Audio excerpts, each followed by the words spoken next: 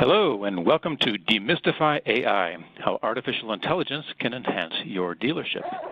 This is an automotive news power training webinar, and it is being brought to you today by Vin Solutions. Thanks so much for joining us. My name is Dave Versico. I am the Chief of Editorial Operations here at Automotive News, and we're going to enhance this webinar today with a co-moderator, my colleague Amy. Hi, everyone. I'm Amy Wilson, Retail Editor for Automotive News. Before we get to our speaker, please allow me to share a few tips on navigation. First, we encourage you to ask questions at any time. Just type them into the Q&A box on the left side of the webinar window and then hit Submit. Dave and I will steer your questions to our speaker toward the end of this session. And to enlarge the slides, just grab the frame with your mouse and pull it larger. And to download the slides, click on the handouts icon at the bottom of your console. Our speaker today is Mo Zahabi. Mo is the Senior Director of Product Consulting at Vin Solutions. In that role, he educates car dealers on best practices. He started his auto career in dealerships where he worked e-commerce in those early heady days of internet sales, so it's been kind of a pioneer to preacher route for him. Mo, we're going to ask you now to take it away. Hey, thank you, and thanks for the introduction. I just wanted to say thanks for everybody that joined in today. Before I get started, I wanted to talk a little bit about my background here. I did work automotive. I worked as an e-commerce director, internet director, new car, used car sales manager in dealership. I actually grew up around the business. My father's been in it for roughly 30 years. My background before that was actually in computer science. I actually went to school and work with computers. I have a lot of history in that area as well. AI is a topic that has always interested me. I've regularly researched this. I've done a lot of study, a lot of survey classes, attending lectures, even enrolling recently in different classes like edX programs. And by the way, edX is a really great way for people to learn about topics like these, and they're sponsored by colleges like Harvard, MIT, Berkeley. So if anybody's interested in learning more, you can actually attend them for free, unless you want to get certification, then you can pay for it, but otherwise you can attend for free. So great way to expand your horizons there. So with the AI element here, if we can go to the next screen. So let's imagine that we've kind of gone back here in a time machine, more or less, and what we're going to do is we're going to take a little trip back to when personal computers first made their way into the market. And I probably date myself a little bit here, but my first PC was given to me by my parents in 1983, and that was an IBM Columbia 5150. So it was pretty massive, and it had this really powerful 16 kilobytes of RAM that helped run the system. And, you know, things started to progress a little bit then. They changed. So if we jump back in that same time machine to the rise of the Internet, most of us don't really know that this tool actually started in the Pentagon, the Internet itself, in 1969, then eventually made its way into the mainstream. And in 1991, the World Wide Web actually debuted itself. I had actually just graduated from high school, was starting college at that point, and let's be honest, it was an instant hit. So, with that, we had some crazy statistics, and within 5 years, the number of Internet users jumped from right around 600,000 to 40 million, and at one point, it doubled every 53 days. So you can see that when we have a technology and we like that, and we have a cultural demand for it, how rapidly a product like that can develop in our society. Can I get the next slide, please? Now, today we're experiencing another one of those moments with another key technology, and that is artificial intelligence. But the truth is AI has been around for quite some time now, and actually much longer than the Internet itself. And during the Second World War, noted British computer scientist Alan Turing worked to crack what was called the Enigma code at the time, and he did this because German forces, they were sending out these messages securely, and his team created what was called the bomb machine. and it was used to decipher the Enigma message itself. So AI wasn't initially founded, though, until about 1956 at a conference in Dartmouth College in New Hampshire, where the term artificial intelligence was actually coined by John McCarthy and a gentleman named Minsky. Now, in the 1960s, researchers emphasized developing algorithms to solve mathematical problems and geometrical theorems as well. But really, that was just the infancy of the artificial intelligence introduction, what would later become right now what I believe is the artificial intelligence revolution. Can we go to the next slide, please? So the question really here is, with AI, what took so long? I mean, if it's been around since the 1950s, why are we just now reaping the benefits? Why are we just now really progressing? And the truth is, computers weren't as well developed, and there wasn't the ability to process the large amount of data that we need to process in order to do the things we need to do with artificial intelligence. So simply put, they just didn't have the technology to crunch the data, and the government and corporations began to lose faith at that point. So therefore, you know, from the mid-1970s to the 1990s, computer science has dealt with a shortage of funding for AI research, and, you know, that's coined as the AI winter. But in the 1990s, we began to see a rebirth, largely thanks to improvements from, you know, basically the computer hardware standpoint and the compression. I mean, think about where we were 20, 25 years ago with floppy disks, then the CD-ROMs, and now, you know, we have a flash disk that can store infinite amount of data for us. Next slide, please. Now, major gains in computer processing power and storage ability allowed companies to store and crunch vast quantities of data for the first time. And what was once considered, you know, science fiction is now really considered a little bit differently in these phases. It's no longer science fiction, it's now science fact. And if you think about it, maybe we're not at the point where, you know, the Jetsons had flying cars and we don't have robots for maids, but, you know, technology is developing at a very rapid pace. The picture on the screen, we should be able to see the 1900s versus 1913. And in one picture here, we have one motor car. If we're looking at that, one motor car on that left-hand side. Probably not that easy to find, but on the right-hand side, just 13 years later, if you look through, you'll find just one horse. So within a matter of 13 years, technology flipped the world on its head, which is really, I mean, amazing if you think about that.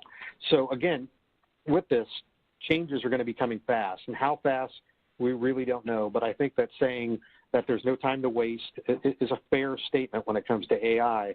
But there is a lot of confusion in that area itself.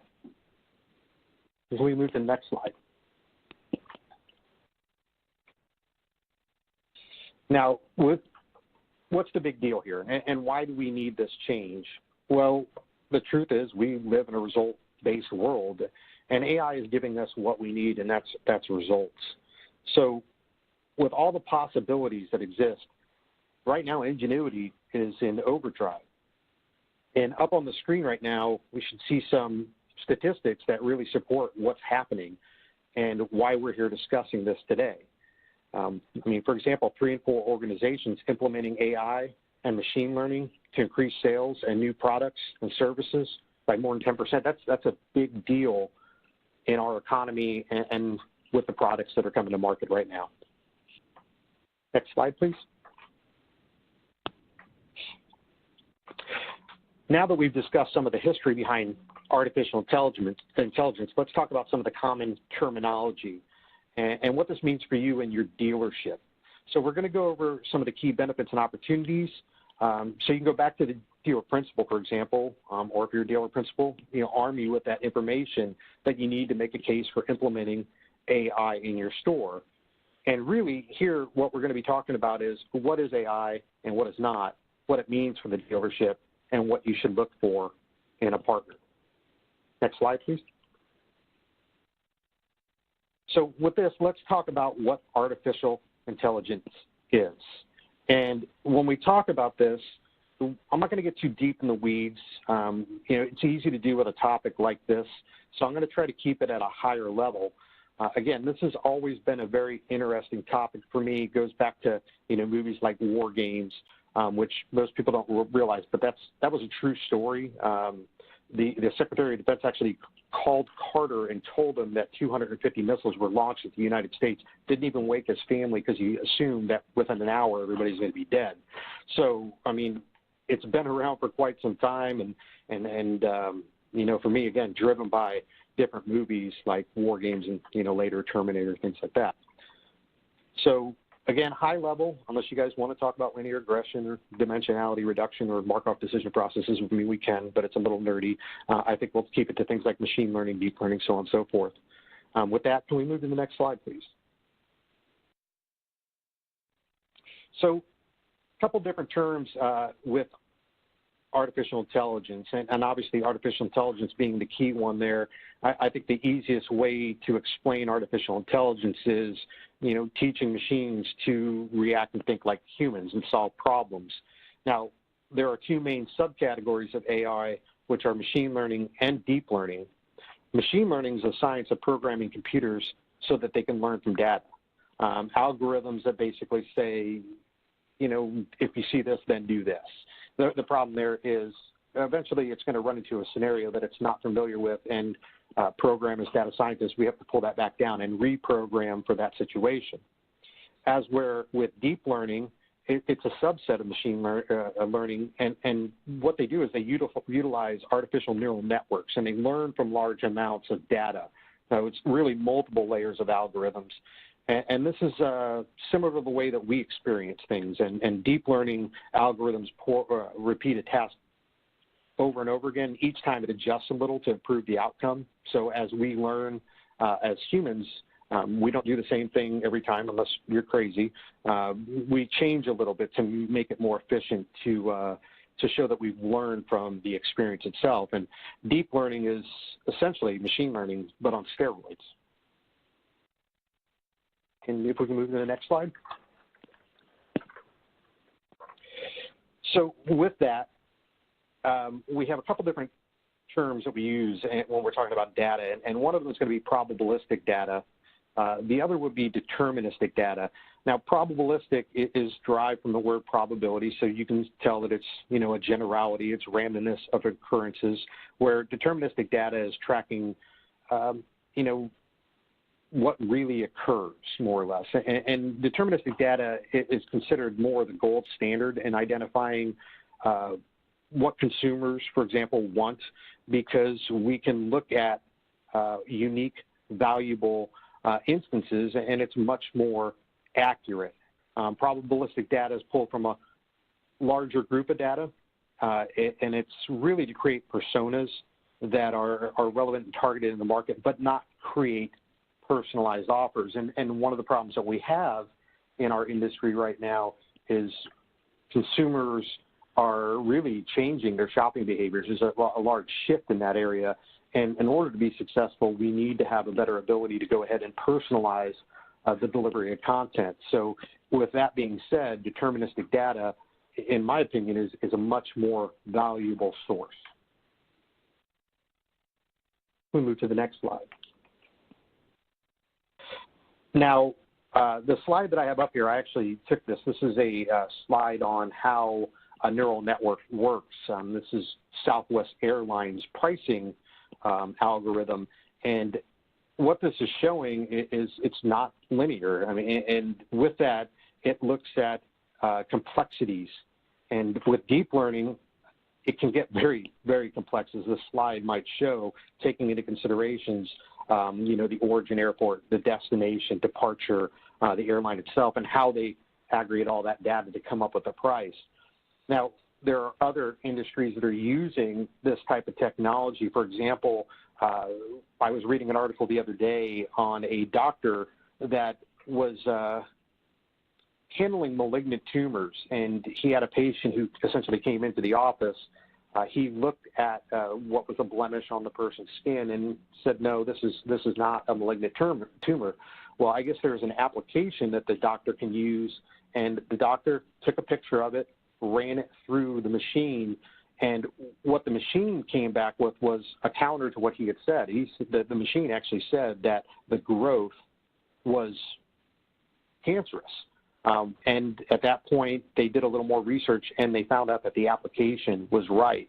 Now, it did that by taking that picture and then running it through that neural network and comparing it to multiple pictures and multiple layers of information until it said, hey, wait, we have a match here. This is most likely a malignant tumor. That's kind of the complexity of a neural network and how a neural network works. Can we move to the next screen? So with AI, it's everywhere, and we've got to be aware of it. Some people probably don't realize how much artificial intelligence already exists in our place, but things like machine learning that exist in applications like Spotify, for example. Spotify will take two different people that listen to common music and then cross-reference that and recognize that one person isn't listening to some of the same songs as the other person, and that's how it makes suggestions based on that. Of course, we have deep learning in self-driving cars like Tesla, for example. We have voice recognition and natural language processing in tools like Amazon and Alexa. And then, of course, Facebook actually uses it to identify different posts or things like face recognition, recognizing the depths and pits and faces to make sure that it's the right person, and then therefore unlocking your phone. We move to the next slide here. Now, let's talk about a little bit here about what artificial intelligence is not, so that we have a basic understanding of AI and its components. I think that we need to dispel some of the myths that exist for the topic itself. So if we can move to the next slide, I think this one's going to be really helpful and a little bit comical at the same time. But we need to acknowledge some of these fears. Fear of the unknown is obviously reasonable, but we can't get too far into that, and Skynet's not taking over. We need to know that the computers aren't here to harm us, and there are some situations where some silly things might happen. For example, Facebook instituted a new AI lab. I think it's about 2 years ago, and Elon Musk was talking with Mark, and he said, listen, you don't want to do this. You don't understand enough about the arena that you're trying to play in. And what they found out was after a few months that Elon Musk was right, because the computers that they were using to create this artificial intelligence actually took the programming language and they shortened the structure and concatenated the language to the point where the developers themselves didn't understand what the computers were doing anymore, and eventually Facebook had to shut down that project. Now, there are some laws that come into play here. Isaac Asimov wrote up Asimov's laws of robotics, which essentially say a robot may not injure a human being or through inaction allow a human being to come and harm. And then rule 2, a robot must obey orders given by a human except for where they might conflict with that first rule. And then the last rule, a robot must protect its own existence as long as that protection does not conflict with the first or second law. So there are some laws that come into play with computers and with the law of robotics. If we can move to the next slide, please. So myth 1, and this is one I see a lot, and I present our product a lot, and I hear it from customers, well, this isn't AI, AI is chatbot. Well, yes, chatbots are a form of artificial intelligence, but they're not the only one. Now, chatbots can be very helpful because chatbots, they don't take breaks, they don't go out and smoke a cigarette, they can work essentially 24 hours a day, but at the same time, they're not perfect. AI used in chatbots, for example, have some unforeseen problems. For example, dealing with trolls, incorrect context, incorrect grammar. I even shorten sentences because if I respond with, yeah, I'm okay, or that was great, maybe it isn't enough context for the chatbot to understand and respond back. If we can move to the next slide. So AI is what it is. And this is one of those areas where we need to understand that it's going to constantly develop. You know, I read an article recently, and it kind of described AI and where we are with AI as somewhere between as smart as a puppy and the size of a cockroach's brain. But every day it's learning. So a couple of examples of that and how it's learned and how it's overcome some of its problems. Deep Blue was a program that was reprogrammed not only to understand the moves in chess, but also the probability of success based on those moves and counter moves. So this was necessary because what they were doing was they were taking this program and they were competing against the best chess players in the world. And ultimately, it ended up beating the world champion Kasparov in a 6-game match in 1997. But when they originally set out, that wasn't the case. Reprogramming for those factors allowed that to take place. Now, spurred by that victory, IBM sought out a new challenge, and they introduced the IBM Watson, and they threw it out there to compete against Jeopardy's greatest champs. And they learned that AI struggles to process language the way that humans do, specifically when they're understanding context. And in the original version, it was only able to answer about 15% of the questions correctly. So they reprogrammed it to handle the context. And it took about 4 years, 15 developers to do so. But it crushed its opponents, including Ken Jennings, who won about 74 consecutive matches on the show. And eventually, Ken Jennings did a TED Talk called The Obsolete Know-It-All. It's a pretty comical TED Talk. But he talked about how AI can be used to replace redundancy and knowing silly little things like that so it can answer, essentially so people can concentrate on the things that are more important. The other side would be empathy and emotion. And, you know, this can be an advantage in certain areas like determining creditworthiness. Relationships and feelings are eliminated from the equation, leaving just data. So when we're talking about saying, is somebody creditworthy, it actually looks at the past history and will say no, where maybe if I look at it, I understand the situation of the person and they're a good person and I say yes, and then we ultimately find out I was wrong. A funny example of this was the TurboTax RoboChild from this year's Super Bowl commercial. For those who didn't see it, RoboChild's in it, and he's talking about how he'd like to be human and he wants to do this and he wants to do that as far as humans go. But the problem was he did not understand emotion. He did not understand context. And at the end of the commercial, he actually says, "I'm so sad," and then laughs because, again, the inability to understand that emotion itself. If we can move to the next slide. So myth 3, and this is one that I hear all the time. I actually had a discussion about this yesterday. AI is going to take my job. And more than 70% of Americans express wariness here or concern that these machines that perform many of the tasks currently completed by humans are there to take their job. And I think this is a commonly misunderstood area. Sometimes, you know, companies might implement a technology to overshadow employees, but not replace them. And to be honest, most companies adopt AI to enable or assist workers, not replace them. By completing menial tasks, they take up valuable time from a salesperson, from a worker out in the market. This technology will create more opportunities for those people to innovate and excel and evolve, and in our case, sell. So I'd be more worried about being replaced by another salesperson who's empowered by AI than I would be about being replaced by a machine itself. So with that being said, a salesperson armed with AI is going to win over a salesperson using traditional tactics right now. So AI, again, it's constantly learning. It requires somebody to be available to supervise it as well. And those are areas where, again, jobs will be created. So it's not going to just maybe eliminate a few jobs. It'll actually create some jobs.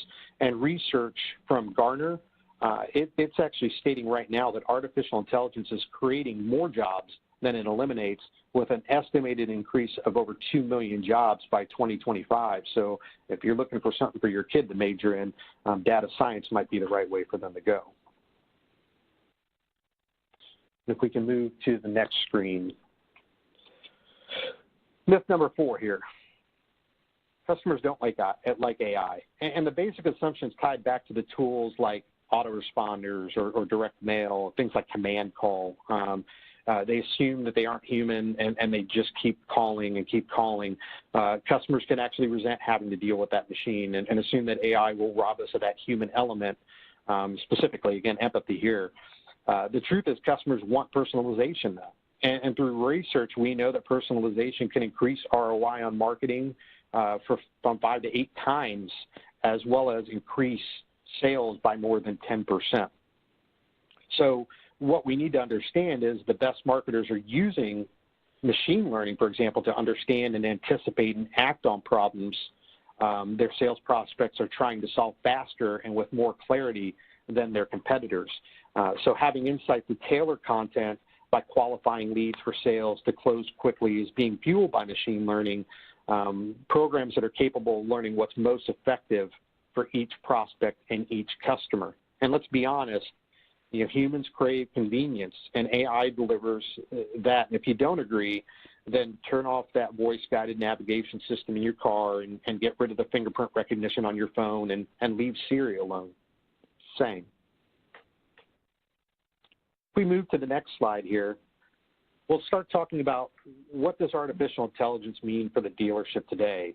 And there are so many different tasks that I did, for example, on a daily basis that absolutely drove me crazy and took away time that I needed to concentrate on things that were more important, like what the customer wants, or planning out my day, or understanding when the customer planned to purchase again. So simply put, AI eliminates a lot of the redundant tasks that eat up salesperson's time and interrupt their attempts to do what they should be doing, and that's selling cars, making customers happy.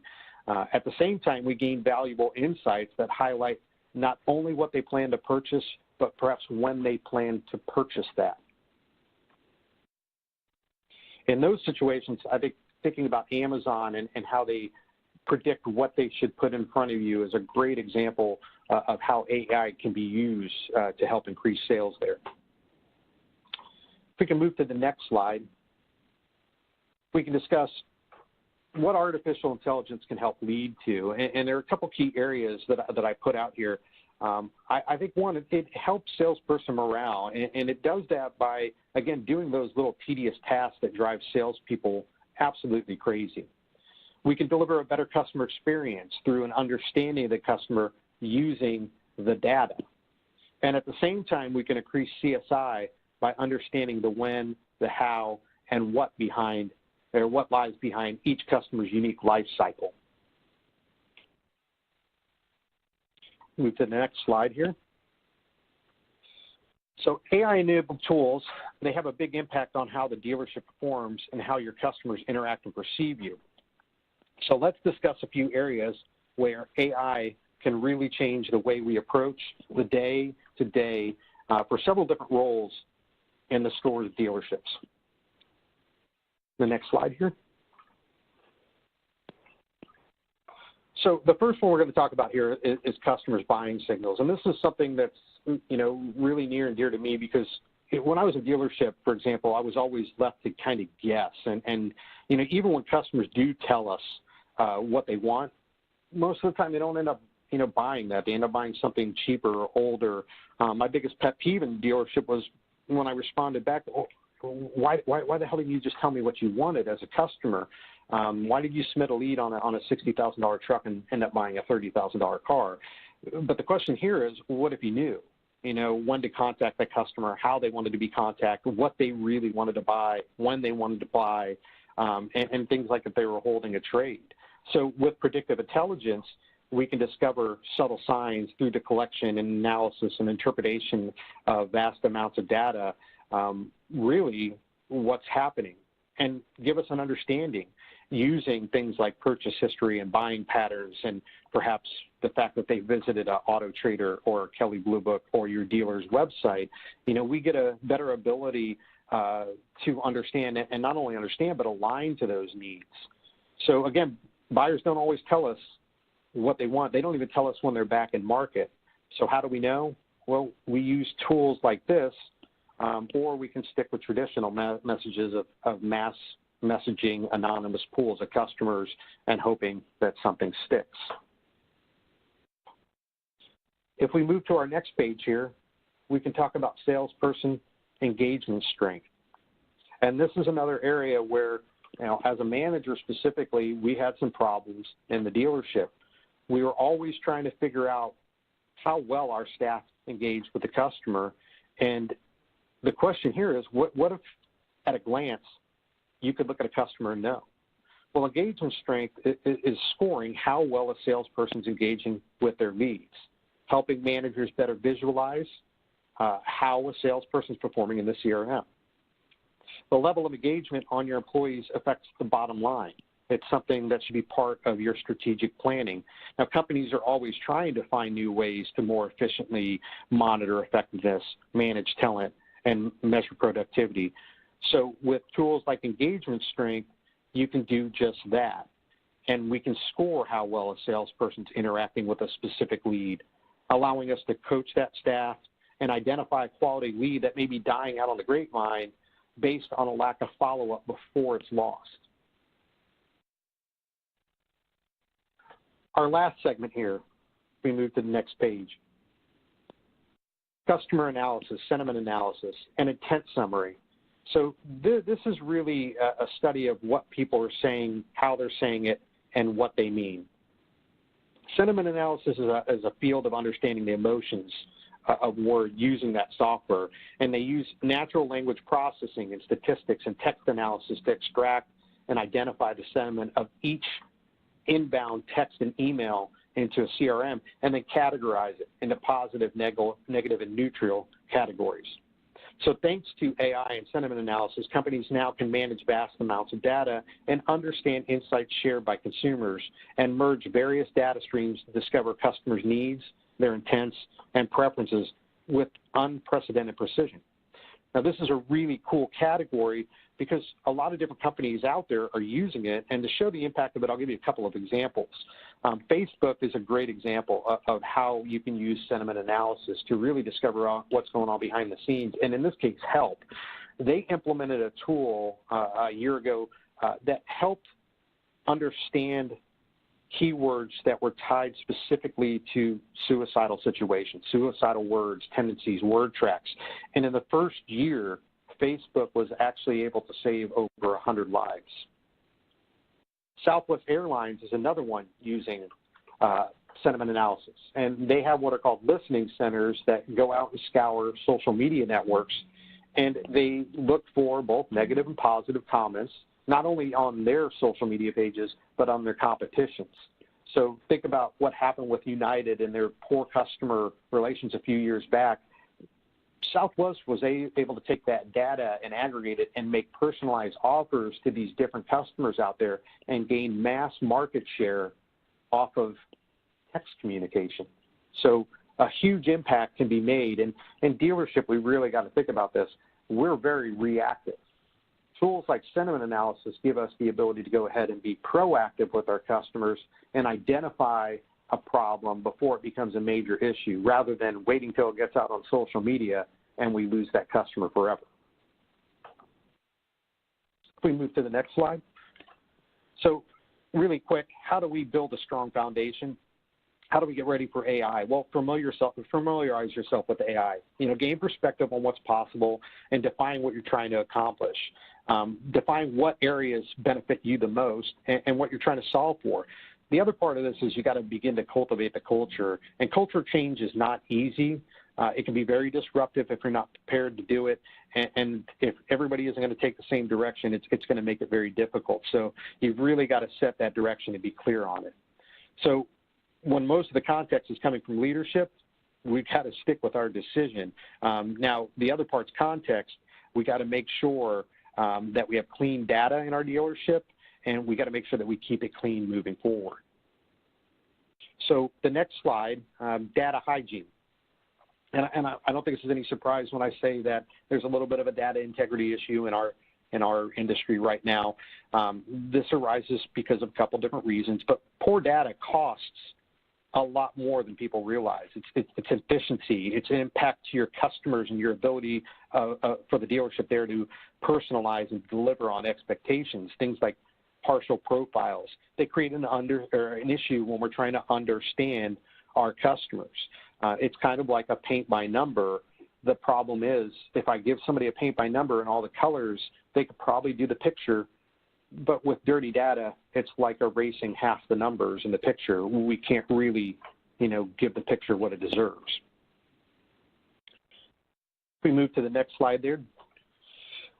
So let's talk about a data capture game plan so we can keep our data clean when we do implement a tool like artificial intelligence. And I think this is the biggest area for improvement, and the biggest area, subset of that anyway, would be the process of capturing the data.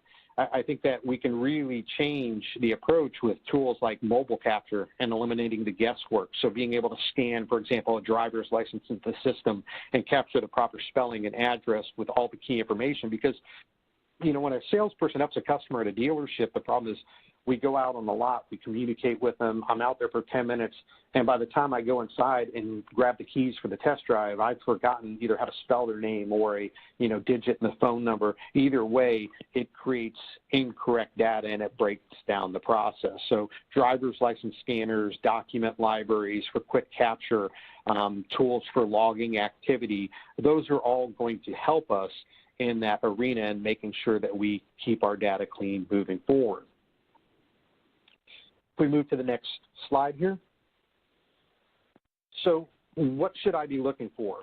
After hearing this, I'm sure some people are wondering, great, but what do I need to look for when I'm looking for a partner for our dealership? Let's move to the next slide. We can actually talk about that. I think usability is going to be the key. Obviously the big one is it easy to use? The most expensive CRM is the one that does not get used. And a lot of the dealerships I worked in, you walked into situations like this, poor process, a lack of flexibility, a lack of visibility to what's happened. Those are all problems. So we need to make sure that we have transparency, we have flexibility. And how do you access the system? Are you stuck to a desktop, or can you work from anywhere with mobile? I think that's a key factor here. And then most importantly, what kind of support do I get? Is there someone that understands not only the software, but also what makes my business tick? And are they reactive or are they proactive? Do they reach out and regularly work with the dealership to make you better and understand where you use the product right, or here's a best practice for the process? I think all these different scenarios, all these different areas come into play. We go to the next slide. So integrations, partnerships, their willingness to work with others. You have to be Switzerland and willing to work with existing partners already in place at the dealership. This means that you need to choose a partner that exposes the data to trusted partners and allows data to flow back into their system in the form of leads or updates to customer records.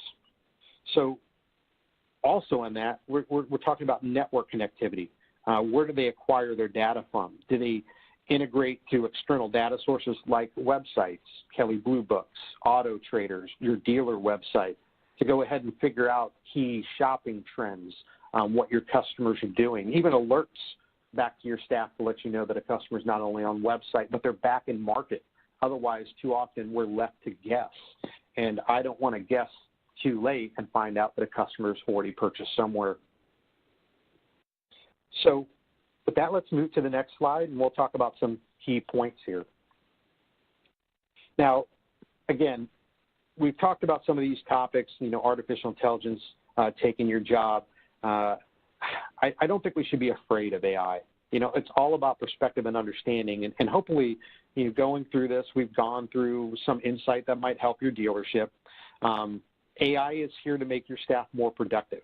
by freeing them up, by using that data to give them back some of that time, and really allow them to concentrate on making sure that your customers are happy and keep them coming back to the dealership. And hopefully at the same time, help the morale by eliminating some of the redundancy in their life and some of the guessing games they play.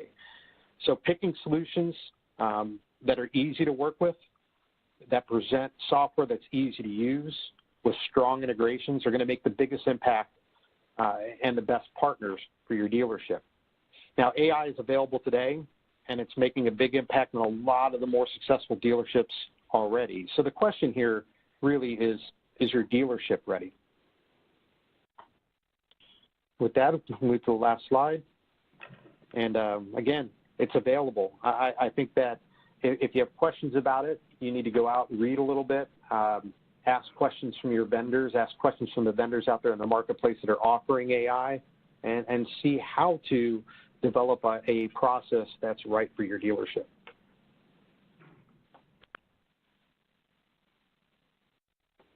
And I think with that, we'll be at our last slide here. So any questions we might have, I'd be happy to open up and answer. Hey, thanks, Mo, for delivering the webinar and for the timely reference to Jeopardy. Who would have thunk? Our first question goes like this. Could you provide any concrete examples of AI usage by salespeople?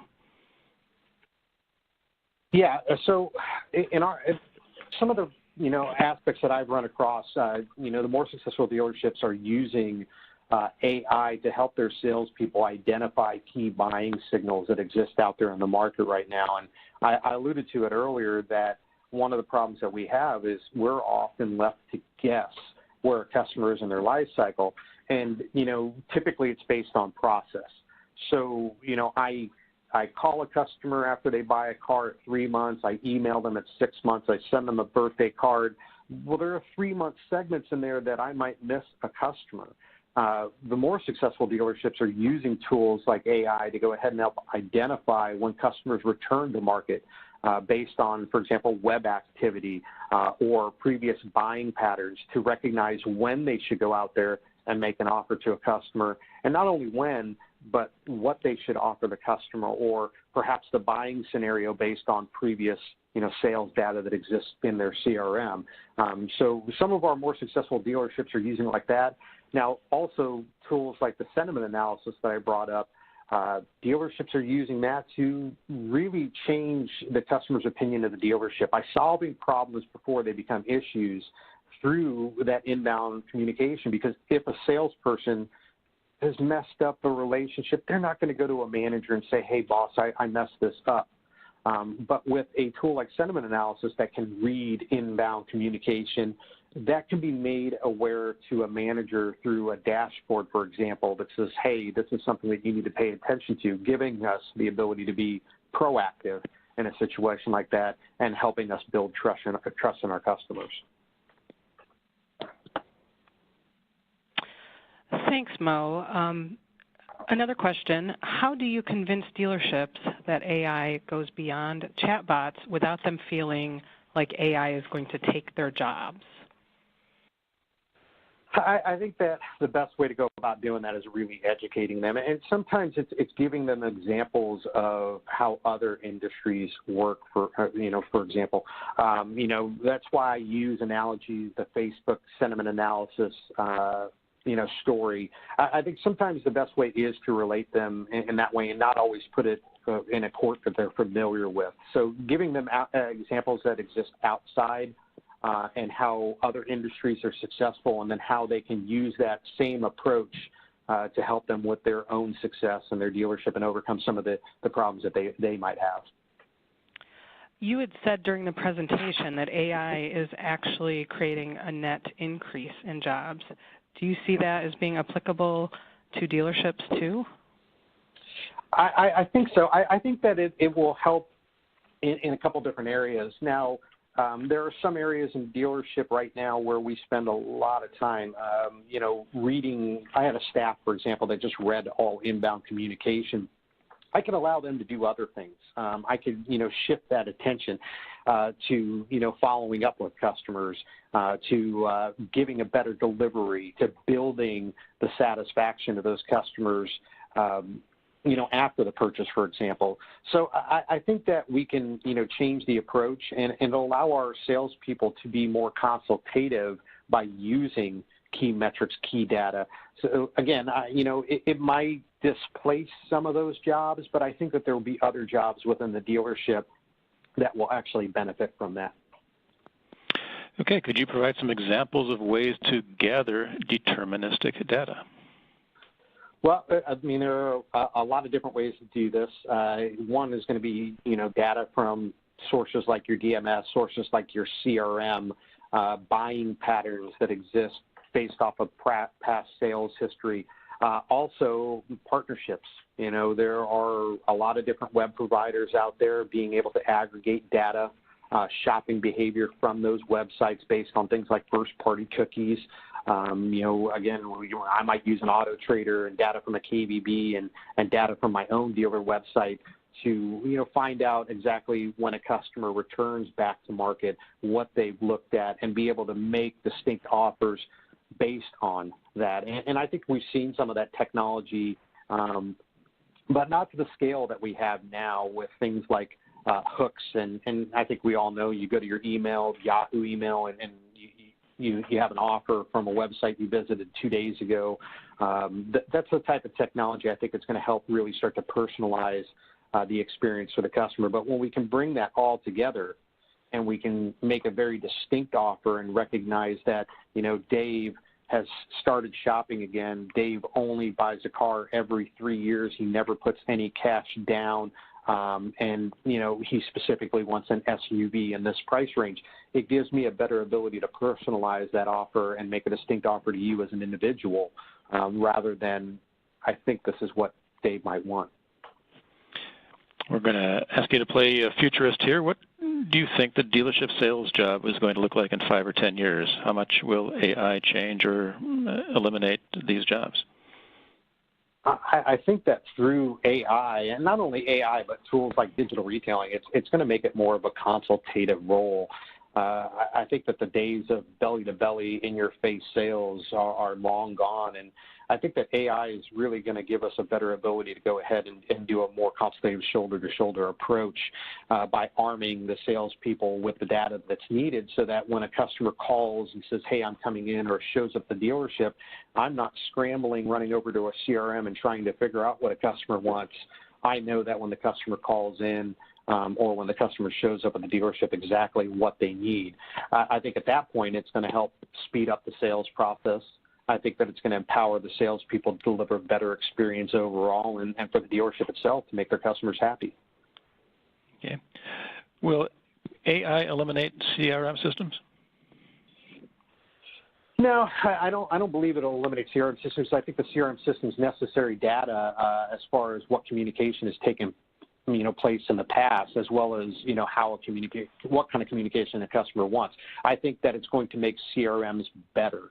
I think that through the use of AI, not only do we know what happened, but we also know how to communicate moving forward. Because if your preferred method of contact, for example, is text, and you're only at your desk based on your website activity, and when you're shopping, the best time to contact you is, say, 10 o'clock in the morning, because that's what we've seen in the past. I think it's going to make the experience even better. But I think the CRM is a core component of how we go about doing that, saying that make Dave an offer at 10 o'clock in the morning with a text on this vehicle with this price. Okay. How trusting are customers of dealership sites of these kind of tools? And does it make a difference when they're provided by the dealership versus the automaker or versus a third-party site? I don't think the customer really knows. And I think that they're starting to get used to experiences like this. How many people are on Facebook right now? How many people shop on Amazon or Zappos? All these different sites use that technology. We get in cars every day that have AI running several components on it. Like my car, for example, has dynamic laser cruise control. It's an AI component. We trust them. I think it's the explanation to the customer. And once a customer starts to see that it's delivering a, abbreviated time frame, it's giving them some of that time back and giving them a better experience at the same time, they will gain more trust overall in the components itself. But the hard part is them knowing, whether it was an OEM giving it to them or a third-party company powering it on the back end. So it's kind of a difficult to answer question there just because there's so much unknown. Okay. We have time for one more question. And what do you think is the best way for dealership personnel to get buy-in on artificial intelligence tools from their leadership teams? I think the best way to go about getting buy-in would be doing the research, giving the dealer examples of where it's benefiting not only other stores but other industries as well. And I think maybe examples of how it's impacted them. If I can go to a dealer and say, hey, I've been through one of these scenarios, or, they were able to make me the right offer at the right time, the right price, it made my experience that much better. So I think one, research, but two, examples of how, again, it's either impacted you at a dealership or impacted somebody at a dealership, or, again, even in another industry out there. Thank you. That brings us to the end of our webinar. Thanks to all of you for your questions. If you asked a question that we didn't get a chance to answer today, Mo and Vin Solutions will get you an answer by email. If you learned something from this session, please spread the word. And this recording will be available in about an hour. You'll find it at autonews.com/powertraining. And finally, as we draw to a close, a survey is going to pop up on your screen. Please take a moment to fill it out. Your feedback helps us get better. Thanks again to Mo and Vin Solutions for bringing us this presentation. Thanks to Amy for co-moderating, and thanks to all of you for joining us. On behalf of everyone at Automotive News, have a great rest of your day. So long.